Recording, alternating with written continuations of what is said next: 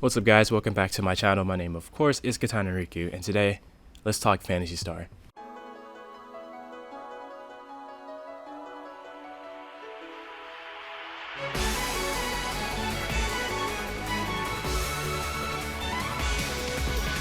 Phantasy Star Portable 2. It's the best JRPG experience I've ever had on my PSP. I got this game for my birthday a few years after playing the original Phantasy Star Portable, and it has become one of the most important video games I've played.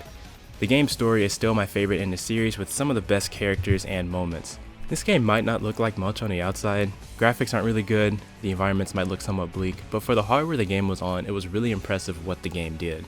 It was also a nice shakeup from the other games in the Phantasy Star Universe games, giving the player a new lobby to run around in, and a story that involved tons of new characters at the forefront, with familiar faces returning later on. Overall, this was a big point in the series, for better or worse.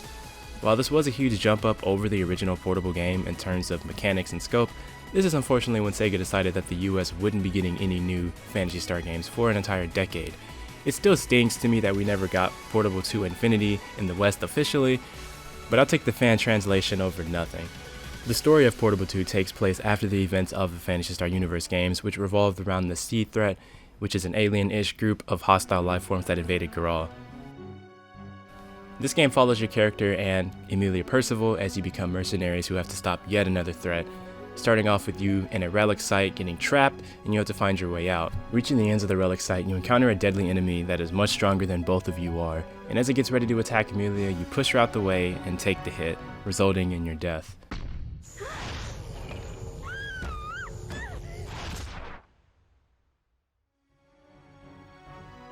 This awakens a goddess to repair your body, and next thing you know, you're on a ship called Clad 6 under the care of a group called Little Wing. They take you in as compensation for bringing you to safety, and you get your job working with Emilia. After your first mission and while you are resting, you find out that your friend Emilia is a vessel for a goddess named Mika.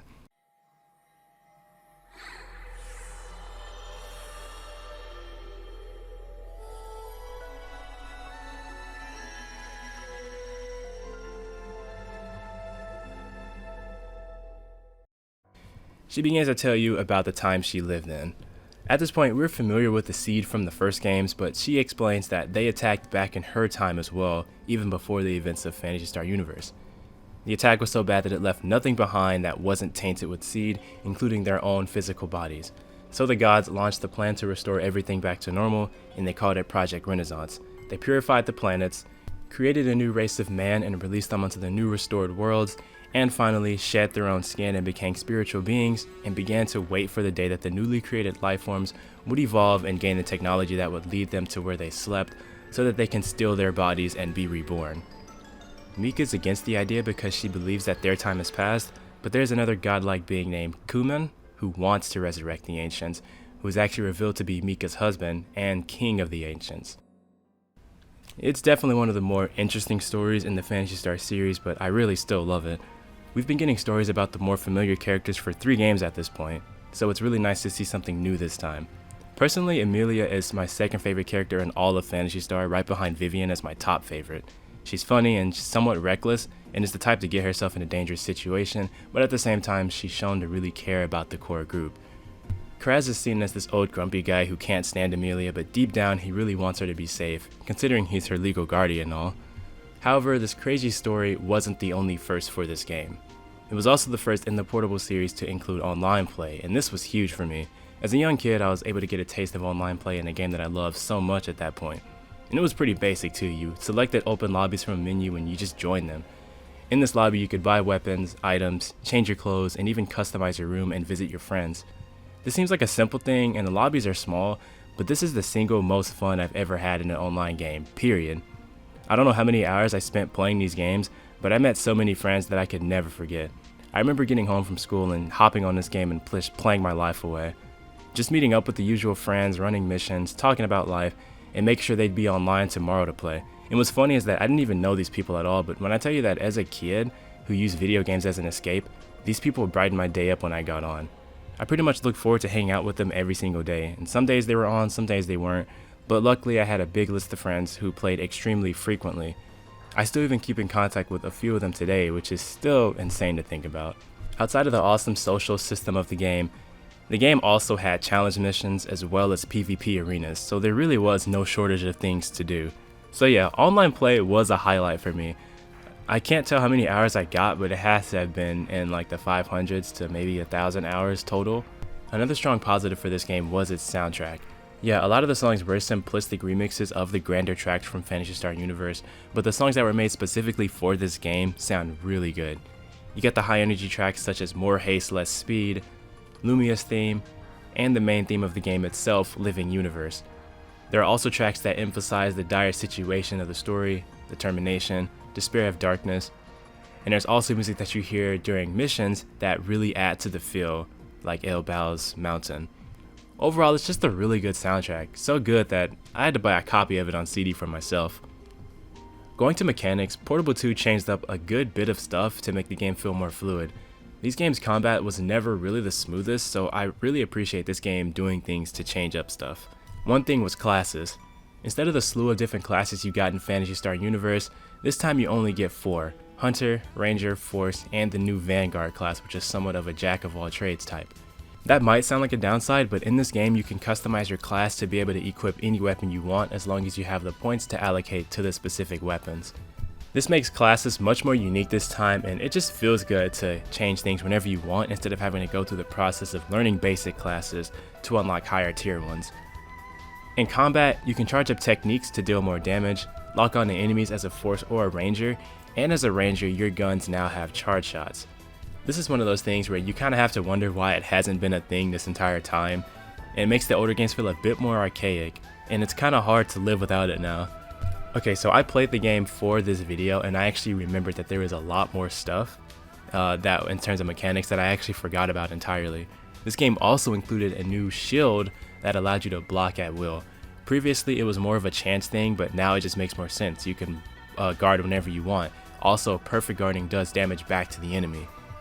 Another thing was hitting your enemy with consecutive normal attacks builds up a chain, and it just keeps on going and going up until you unleash it all with a special attack. And at that point you do way more damage because it's kind of like a multiplier. This became a legit strategy for multiplayer too. Everyone will build up high chains and then at once go out and do much more damage with their special attacks. Another thing I remembered was that some enemies could spawn with special halos underneath them, which would tell you that this enemy was stronger than a normal spawn. The game also allowed you to dodge roll to get through laser fences as well as dodge enemy attacks. So yeah, this game changed up a lot in terms of mechanics, and I really appreciate it because it just made it that much more fun to play. So, as a massive fan of the more modern Phantasy Star games, this game was a dream come true for me. I got a sequel to one of my favorite PSP RPGs, which was already impossibly good, and it has become the pinnacle of modern Phantasy Star. Is what I would say if Portable 2 Infinity didn't finally get its English fan translation. Seriously now, in 2021 there is more Phantasy Star Portable for me to play now, and I can't accurately describe how good that feels to say. It's widely accepted that Portable 2 Infinity is the definitive version of the game now, since it includes Portable 2's story as well as the new story stuff with further refined mechanics and gameplay. This translation project has been in the works for years and years now, and it's great to finally see it completed. I'll be playing it relatively soon. I just need to get my hands on a Vita again because I kind of want to play it on a handheld platform. So Phantasy Star Portable might not be in the spotlight as much anymore due to the success of Phantasy Star Online 2 and even now with New Genesis, even though I've heard some gripes with that game as well. But these games still have a ton of heart, and overall I have more fun with these games than I did with any other Phantasy Star game. I'm still holding out hope that we might see a new entry in a portable series someday on the Switch or whatever handheld is relevant at the time. As unlikely as it seems, but for now, with a new story and characters to explore, I'm happy with what we've got right now. And before I end this video, I just want to kind of off script talk about some things about the game which I didn't really explore.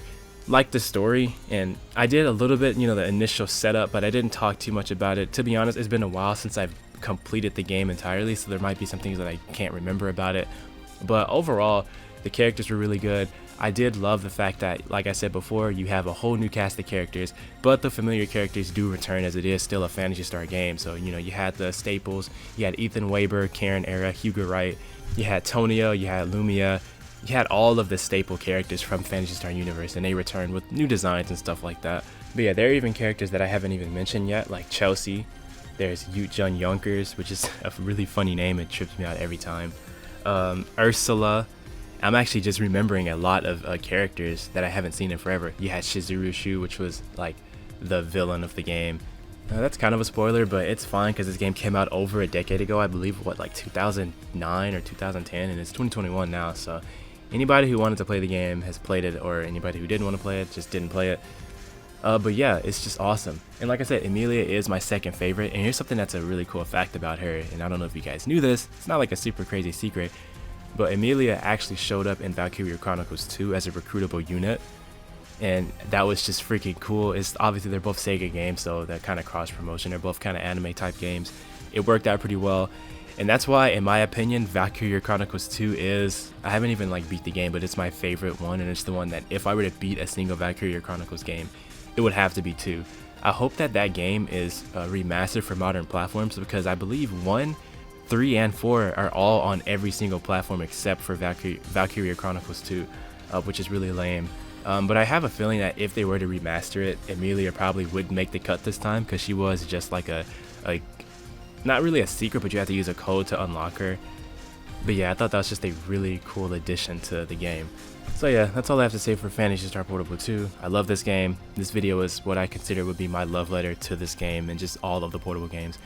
And just to Sega in general, because they make my favorite games, and I just want to thank you, Sega, for just making awesome games, including Atlas and all that stuff. It's just awesome, man. Really, really awesome. Portable 3, will that happen? I hope so. I hope it happens on Switch. I would literally freak out. But like I said, with how PSO2 is doing, I just don't see it at the moment, unfortunately. But yeah, guys, if you stuck around for this long, thank you so much. I really appreciate it. If you liked the video, leave a like. If you didn't like it, leave a dislike. And if you want to see more videos from my channel talking about Phantasy Star, Final Fantasy, Shin Megami Tensei Persona, and other JRPGs on both PlayStation and Nintendo, hit that subscribe button. Thanks for watching, guys. See you in the next video.